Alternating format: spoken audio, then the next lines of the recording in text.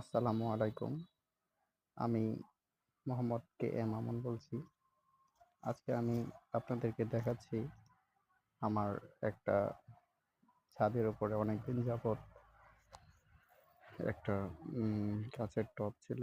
এটাতে কিভাবে money plant গাছটা হইছে। দেখেন, এই গাছটার সাথে আবার একটা তেঁতুল গাছও উঠছে। তেঁতুল গাছের পাতাগুলা খুব সুন্দর, এইজন্য আমি আর এটা উঠে ফেলাই নাই। তো সাথে আবার এই ফুল গাছটাও আছে। এই ফুল গাছটার নামটা আসলে আমি জানি না, তবে ফুলগুলা খুব সুন্দর। এটা সব সন্ধ্যার দিকে সম্ভবত ফুটে।